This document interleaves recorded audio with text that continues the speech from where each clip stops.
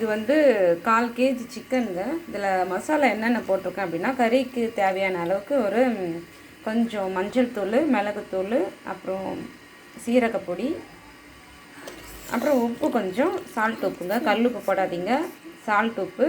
அப்புறம் அரிசி மாவு, எந்த அரிசி மாவு இருந்தாலும் சரி, பச்சை அரிசியாக இருந்தாலும் சரி, புழுங்க அரிசியாக இருந்தாலும் சரி, அரிசி மாவு இதை போட்டு என்ன பண்ணணும், நல்லா கொஞ்சம் இந்த பேஸ்ட்டு பதத்துக்கு வர அளவுக்கு கறியை கூட போட்டு நல்லா மிக்ஸ் பண்ணி வச்சுக்கணுங்க. நான் இது வந்து ஒரு 3 ஹவர்ஸ் ஆச்சு நான் ஊற வச்சு. இது இப்போது இதை எண்ணெயில் போட்டு எடுக்க போகிறேன். ஸோ சிக்கன் கபாப் எப்படி வருதுன்னு பாருங்கள்.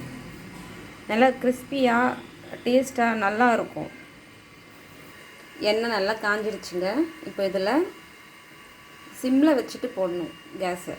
அப்போ தான் இன்னமும் நல்லாயிருக்கும். நீங்கள் ஹை ஃப்ளேமில் வச்சுட்டு போட்டிங்கன்னா போட்டதுமே கருப்பாயிடும் கறி. அதனால் சிம்மில் வச்சுட்டு போடுங்க.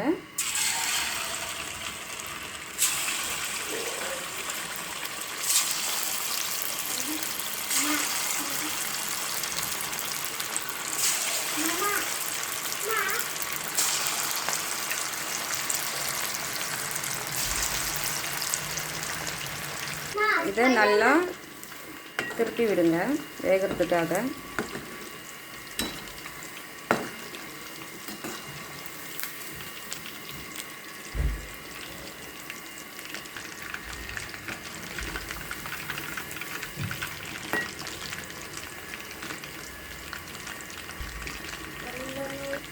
கறி வந்து நல்லாவே வெந்துடுச்சுங்க. இப்போது ஸ்டவ் ஆஃப் பண்ணிடலாம்.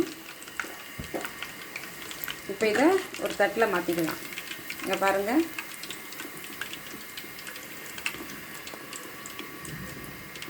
அவ்வளோதாங்க. இப்போ செஞ்சாச்சு. எப்படி வந்திருக்குன்னு பாருங்கள். நல்லா கிறிஸ்பியாக இருக்கும், சாப்பிட்றதுக்கு டேஸ்ட்டாகவும் இருக்கும். உப்பு காரம் வந்து உங்களுக்கு தேவையான அளவுக்கு நீங்கள் போட்டுக்கலாம். மறுபடியும் சொல்கிறேன், இதில் ஆட் பண்ணது வந்து 1/4 கேஜி கறி தான் எடுத்திருக்கேன். அதுக்கு உங்களுக்கு தேவையான அளவுக்கு நீங்கள் உப்பு, மஞ்சத்தூள், வெறும் மிளகாத்தூள், சீரகப்பொடி, பெப்பர் பொடி, அப்புறம் அரிசி மாவு இதை மட்டும் சேர்த்துக்கோங்க. கொஞ்சம் லைட்டாக தண்ணி விட்டு பிசைஞ்சு ஒரு 2 மணி நேரம் ஊற வச்சுட்டு அப்புறம் செஞ்சிங்கன்னா கிறிஸ்பியான சிக்கன் கபாப் ரெடி.